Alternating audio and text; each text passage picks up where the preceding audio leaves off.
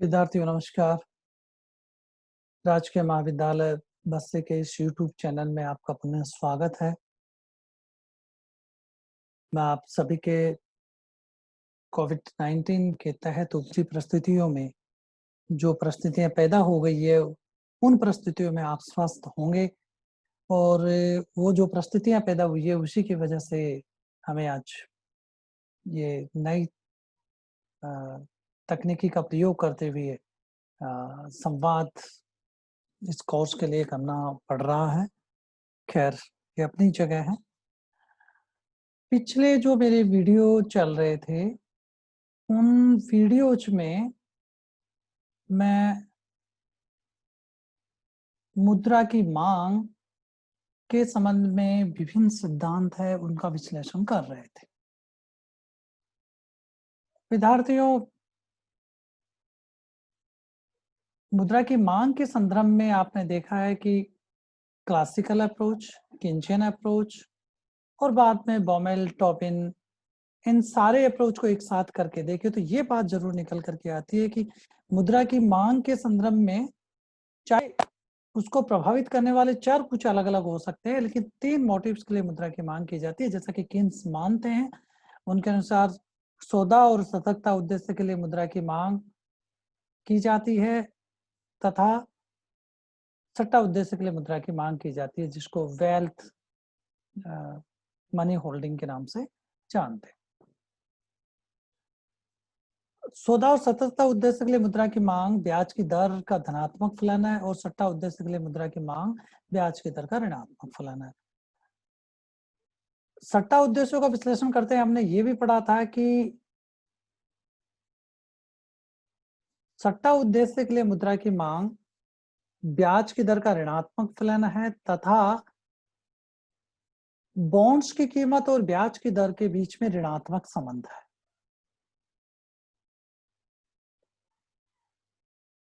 बॉमेल और टॉबिन ने इसमें कुछ संशोधन किया कि साहब सट्टा उद्देश्य के लिए मुद्रा की मांग भी ब्याज की दर से प्रभावित होती है।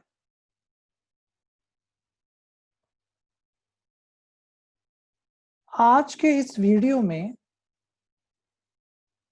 हम मुद्रा की मांग और पूर्ति की बराबर होने की अवस्था का विश्लेषण यहाँ करेंगे, जिसको मौद्रिक संतुलन, मॉनेटरी इक्विलिब्रियम के नाम से जानते हैं। कीन्स के तरलता अधिमान सिद्धांत के अनुसार मौद्रिक संतुलन या ब्याज की दर की संतुलन मुद्रा की मांग और पूर्ति वक्रों के आपस के काटने से निर्धारित होते हैं। यानी जहां पर मुद्रा की मांग और मुद्रा की कुल पूर्ति बराबर होते हैं, वहां पर साम्य ब्याज की दर का निर्धारण होता है। वह मॉनेटरी इक्विलिब्रियम के नाम से जाना जाता है।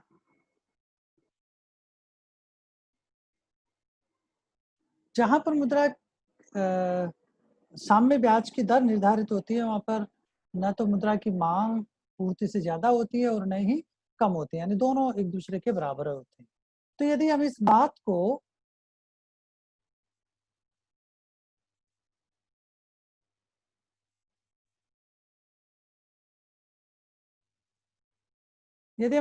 को यो देखें कि मुद्रा बाजार में संतुलन कब स्थापित होता है, तो उसको यदि एक सूत्र के रूप में रखें तो money demand equal to money supply.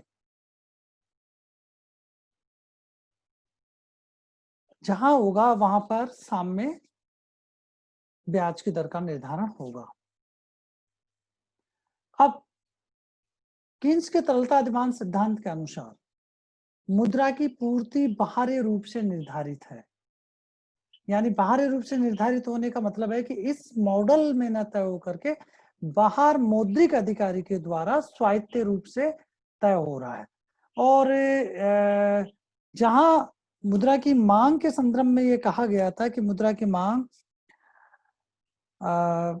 आय के स्तर और ब्याज की दर से प्रभावित होती है, वहां पर मुद्रा की पूर्ति के संदर्भ में यह है कि मौद्रिक अधिकारी के द्वारा जब मुद्रा की पूर्ति की जाती है तो आय के स्तर और ब्याज की दर दोनों से ही स्वतंत्र रूप से तय होती है, यानी इन दोनों से वो प्रभावित नहीं होती है। तो मोटे रूप से हम ये कह सकते हैं कि मुद्रा की पूर्ति इस मॉडल में मौद्रिक अधिकारी, जैसे भारत के संदर्भ में मौद्रिक अधिकारी कौन है? भारत के संदर्भ में मौद्रिक अधिकारी भारत का रिजर्व बैंक है, reserve bank of India, RBI है। आरबीआई तय करता है कि अर्थव्यवस्था में कितनी मुद्रा की पूर्ति तय करनी है। अब उसका अपना पैरामीटर है, पर हम यहाँ पर ये मान के चल रहे हैं कि जो केंद्रीय बैंक है वो आय और ब्याज की दर से प्रभावित न होकर के, इनसे स्वतंत्र होकर के निर्णय लेता है कि अर्थव्यवस्था में मुद्रा की पूर्ति कितनी करनी है। और मुद्रा का मांग फलन हमने पिछले टाइम पे डिस्कस किया। अब यदि मुद्रा का मांग फलन दिया हुआ है और मुद्रा के मांग फलन को यदि हम इस डायग्राम के माध्यम से देखें तो ये क्रसर से एमडी मनी डिमांड कर्व दिखाया जा रहा है। ये मनी डिमांड फंक्शन है।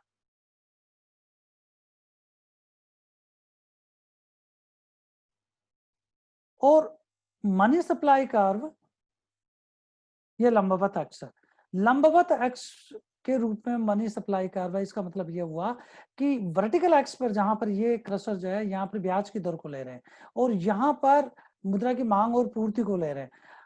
मुद्रा ब्याज की दर से मुद्रा की पूर्ति अप्रभावित है, मतलब उससे पूर्णतया बेलोचदार है, यानी ब्याज की दर से मुद्रा की पूर्ति प्रभावित नहीं होती है। तो यहाँ पर यह कहा जा रहा है कि मौद्रिक क्षेत्र में साम्य कहाँ होगा? तो एक पूर्ति वक्र है, ये पूर्ति वक्र एमएस मुद्रा का पूर्ति वक्र है और ये एमजी मुद्रा का मांग वक्र है। एमएस मुद्रा का पूर्ति वक्र वो ब्याज की दर से अप्रभावित है, मनी डिमांड कर्व वो ब्याज की दर से प्रभावित है। ये इसमें दिखाया गया। अब देखिए जहां पर परिभाषात्मक रूप से money demand equal to money supply है, वहां पर साम्य ब्याज की दर का निर्धारण होगा। तो आप देखिए यहाँ पर ये मनी डिमांड कर्व है और ये मनी सप्लाई कर्व है, दोनों इस पॉइंट पर money demand equal to money supply curve दोनों एक दूसरे के बराबर हो रहे हैं। और जहां पर money demand equal to money supply है वहां पर साम्य ब्याज की दर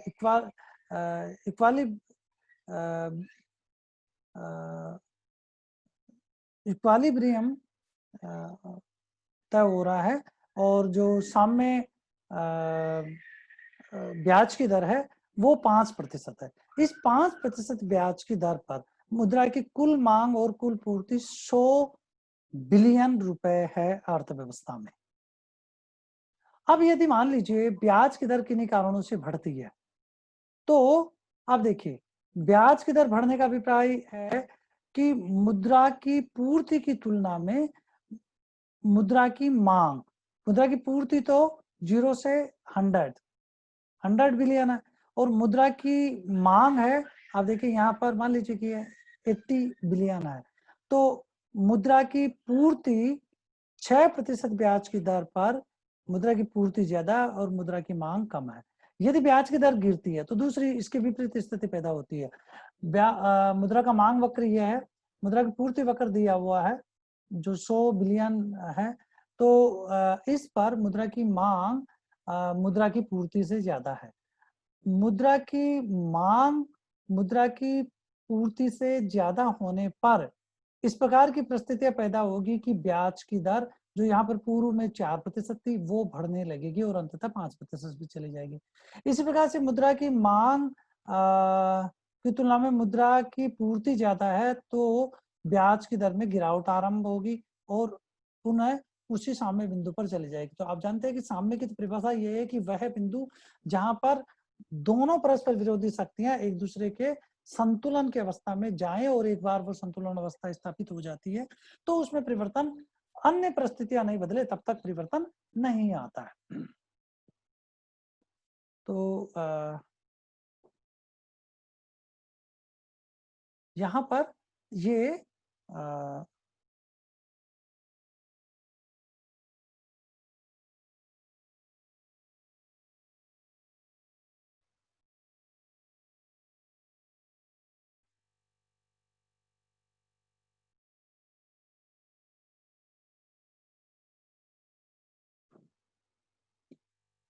अब क्यों वृद्धि होती है और क्यों कमी होती है इसको यदि हम देखना चाहें तो जैसे मान लीजिए कि 6% ब्याज की दर पर संतुलन ब्याज की दर है 6%, 5% संतुलन ब्याज की दर है।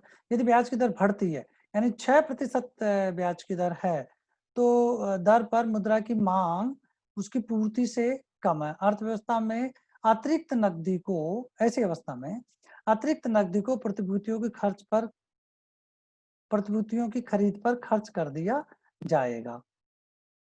प्रतिभूतियों की मांग के दबाव के फलस्वरूप कीमतों में वृद्धि होगी, इनकी कीमतों, प्रतिभूतियों की कीमतों में वृद्धि होगी, और प्रतिभूतियों की कीमतों में वृद्धि होने का अभिप्राय है ब्याज की दर में गिरावट आना।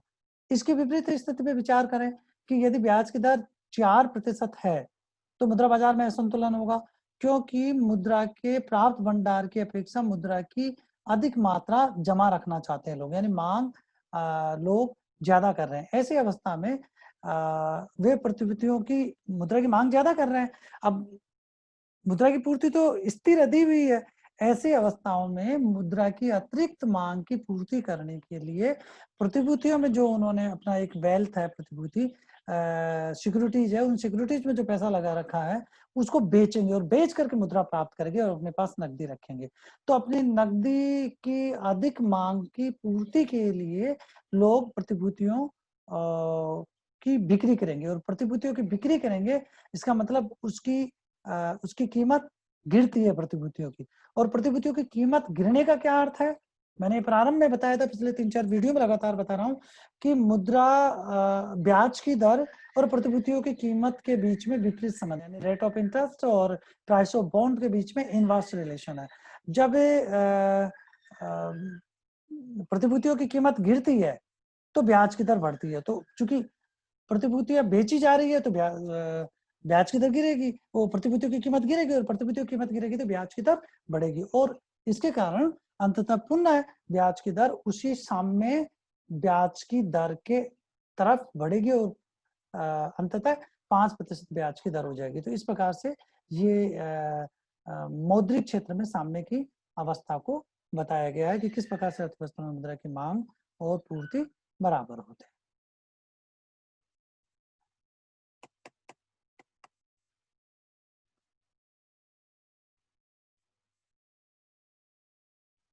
अब यदि ये देखें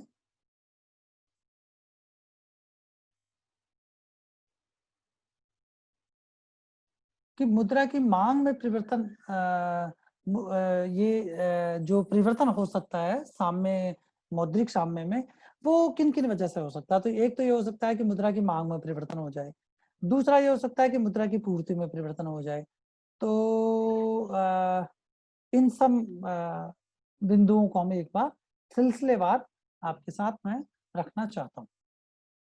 पहला देखें, मुद्रा की मांग में परिवर्तन और मौद्रिक संतुलन। तरलता अधिमान अनुसूची में परिवर्तनों से मौद्रिक संतुलन में परिवर्तन हो सकते हैं। उदाहरण के लिए, यदि भविष्य की व्यापारिक क्रियाओं के संबंध में एक्सपेक्टेशंस विपरीत होती है, तो खर्च की इकाइयों के द्वारा मुद्रा की मांग में वृद्धि कर दी जाएगी, और नई संतुलन स्थिति में ब्याज की दर में वृद्धि होगी। देखिए, मान लो उनकी ये एक्सपेक्टेशंस है आने वाले समय के लिए कि लोग खर्च करेंगे, उत्पादन होगा, लोगों उत्पादन होगा तो आय बढ़ेगी, आय बढ़ेगी तो एग्रीगेट डिमांड बढ़ेगा, एग्रीगेट डिमांड बढ़ने के कारण जो रेट ऑफ इंटरेस्ट है वो ऊपर की तरफ बढ़ेगी। जैसे आप देखिए कि ये जो मनी सप्लाई कर्व है वो ब्याज की दर से बिल्कुल असंबंधित, पूर्णतः बेलोचदार पूर्ति वक्र है जो ब्याज की दर से प्रभावित है। इस स्थिर मुद्रा पूर्ति पर मुद्रा की मांग बढ़ने पर ब्याज की दर, प्रारंभ में ब्याज की दर R1 है, मुद्रा मांग वक्र ऊपर की तरफ शिफ्ट होने पर R2 ब्याज की दर हो जाती है। तो मांग demand curve, shift in demand curve से ब्याज की दर बढ़ जाएगी।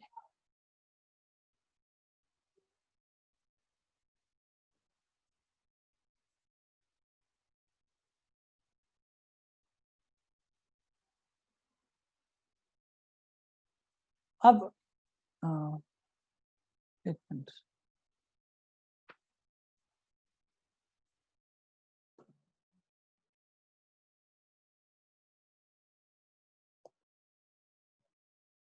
हम ये देख रहे हैं कि मुद्रा की मांग और पूर्ति में परिवर्तन होने से मौद्रिक साम्य किस प्रकार से बदलता है। पहले हम ये देख रहे हैं कि मुद्रा की मांग में परिवर्तन होने से मौद्रिक साम्य पे क्या प्रभाव पड़ रहा है, मुद्रा साम्य पे क्या प्रभाव पड़ रहा है। तो देखिए, मनी डिमांड में वृद्धि हो रही है, यानी money demand curve right hand side shift हो रहा है, तो ब्याज की दर में वृद्धि हो रही है। ये मोटा मोटा निष्कर्ष इसमें है।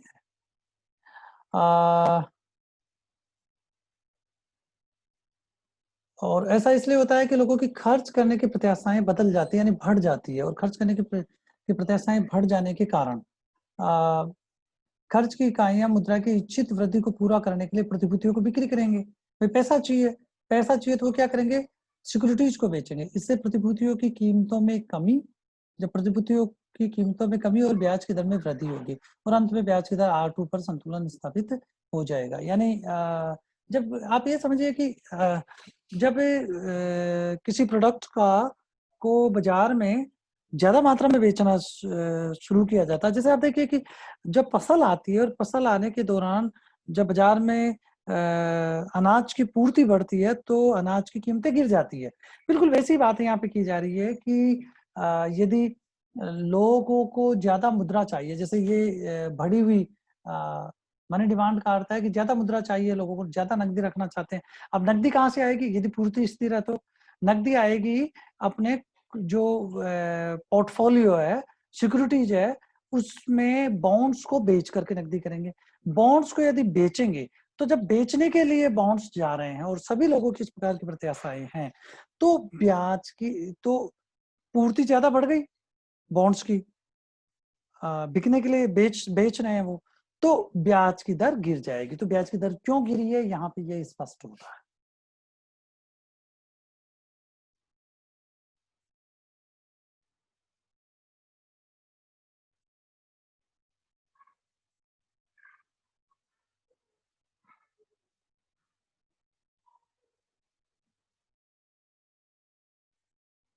यदि यदि मुद्रा की मांग में कमी होती है, तो आप देखिए कि मुद्रा की मांग में वृद्धि होने पर ब्याज की दर बढ़ गई थी। तो मुद्रा की मांग में कमी होने पर मान लीजिए कि प्रारंभिक मुद्रा का मांग वक्र MD1 है। अब मुद्रा की मांग MD1 से गिर के MD आ रही है, ये कम हो जाती है, तो ब्याज की दर गिर जाएगी। तो मुद्रा की मांग में वृद्धि होने पर ब्याज की दर बढ़ेगी और मुद्रा की मांग में कमी होने पर ब्याज की दर गिर जाएगी, यदि मुद्रा की कुल पूर्ति स्थिर दी हुई है तो।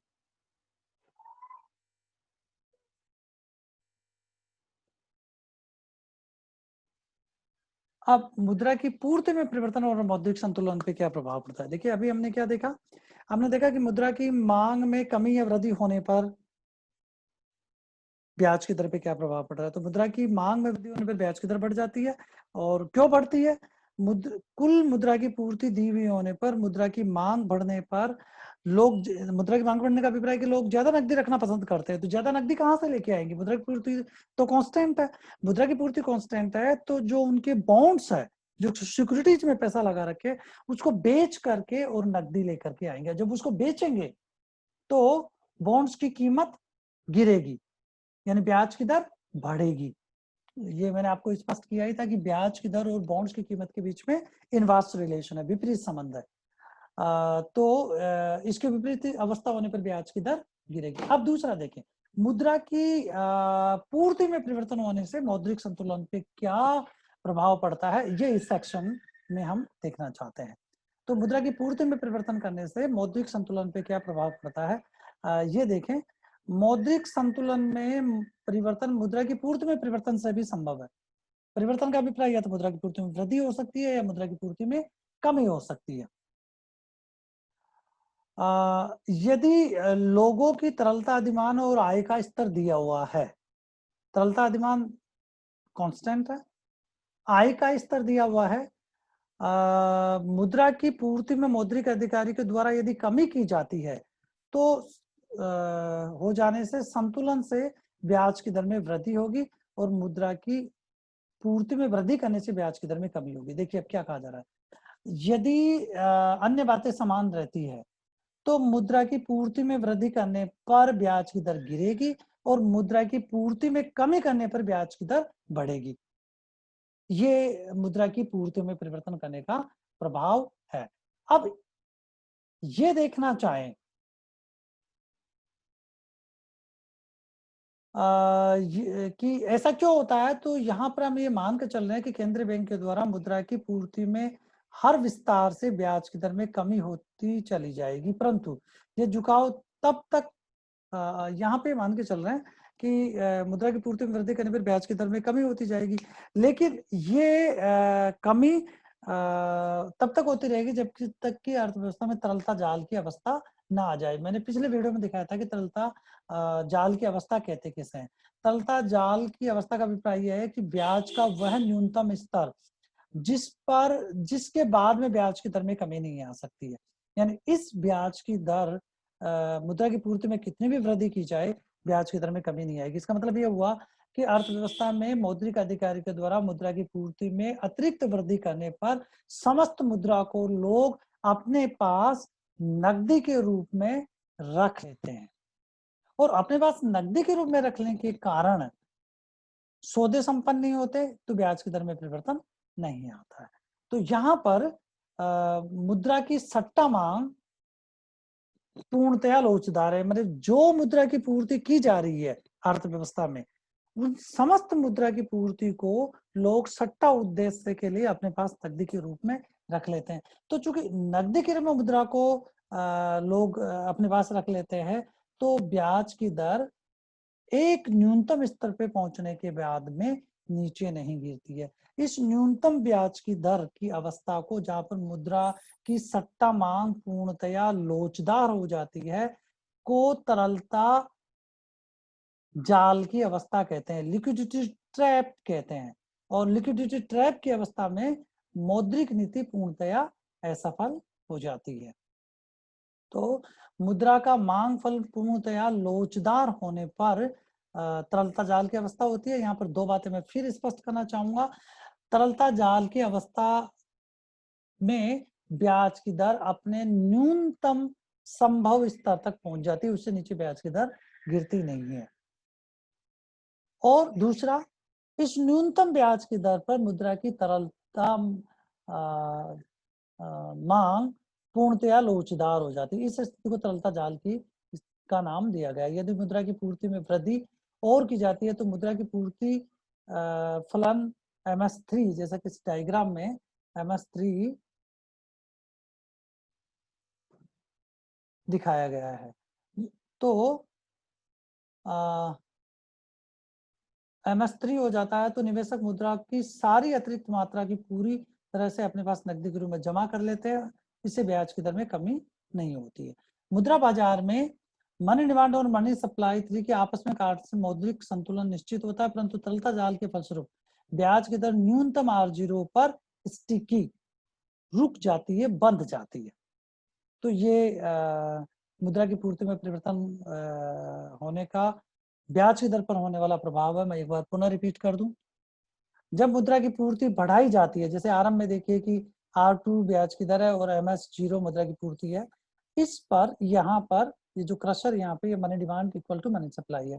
ब्याज की दर में मौद्रिक अधिकारी के द्वारा वृद्धि करने पर पहले MS0 से MS1 हुआ तो ब्याज की दर गिर के R1 हो जाता है।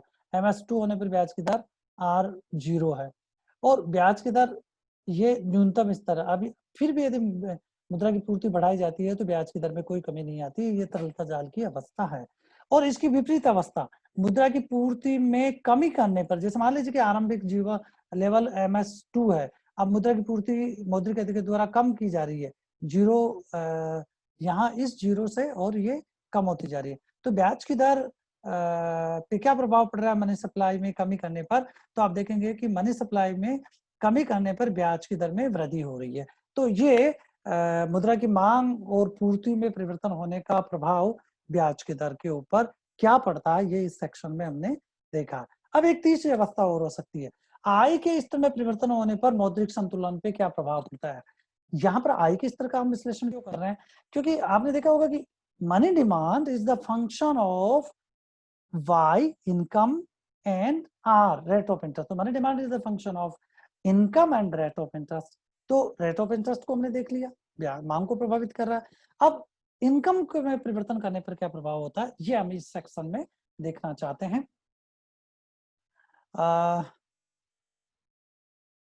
आय के स्तर में परिवर्तन होने से भी मौद्रिक संतुलन में परिवर्तन आता है और ब्याज की दर में भी परिवर्तन आता है। मान लो मुद्रा की सट्टा मांग में कोई कमी नहीं हो, यानी मुद्रा की सट्टा मांग कांस्टेंट है, मुद्रा की पूर्ति समान रहती है। आय और मुद्रा की, देखिए हम यहाँ पे मान के चल रहे हैं मुद्रा की सट्टा मांग कांस्टेंट है, ब्याज की दर,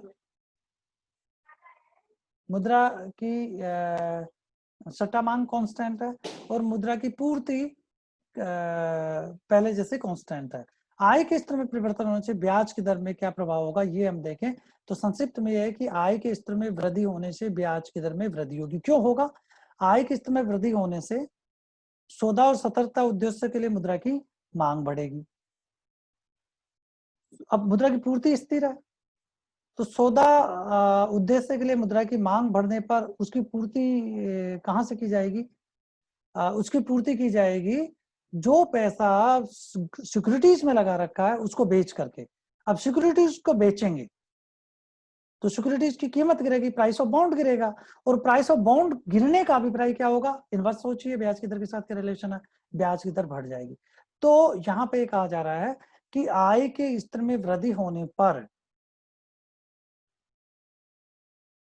मुद्रा की सट्टा मांग कांस्टेंट होने पर तथा मनी सप्लाई दी हुई होने पर आय के स्तर में वृद्धि होने पर ब्याज की दर बढ़ेगी, क्योंकि आय के स्तर में वृद्धि होने पर सौदों को संपन्न करने के लिए नकदी की मांग बढ़ेगी और नकदी की मांग बढ़ने का अर्थ है कि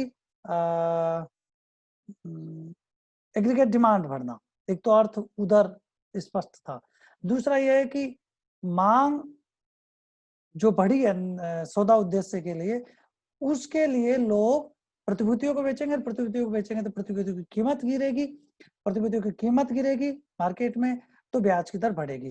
तो आय का स्तर बढ़ने पर ब्याज की दर बढ़ती है। अब इससे विपरीत स्थिति में देखें,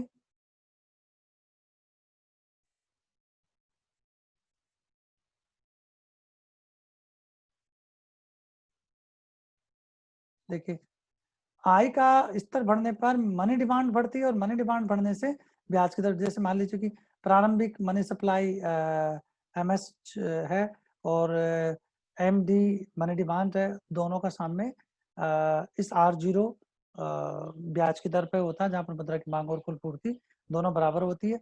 आय के स्तर बढ़ने पर समग्र मुद्रा की सौदा उद्देश्य के लिए मुद्रा मांग बढ़ेगी तो मनी डिमांड बढ़ रही है और मनी डिमांड बढ़ने पर ब्याज की दर बढ़ जाएगी। और ऐसा क्यों होता है ये मैंने अभी आपको बताया है। इसकी विपरीत अवस्था होने पर आय का स्तर गिरने पर ब्याज की दर गिर जाएगी। ये मौद्रिक क्षेत्र में सामने है। तो इस प्रकार से हमारा ये आज का जो वीडियो है वो संपन्न होता है। मैं ये आप लोगों से अपेक्षा करूंगा कि आप लोग अब नई परिस्थितियों के अनुसार ढल चुके होंगे और अपनी पढ़ाई को, जैसा हम लगातार आपको वीडियो दे रहे हैं, नई तकनीकी का प्रयोग करते हुए आप पढ़ाई कर रहे हैं। अपने स्वास्थ्य का ख्याल रखें, अपनों का ख्याल रखें, बिना मास्क के घर से बाहर यदि बहुत ज़रूरत है तो घर से बाहर तभी निकलें और मास्क लगा करके निकले। तब तक आप सभी को नमस्कार।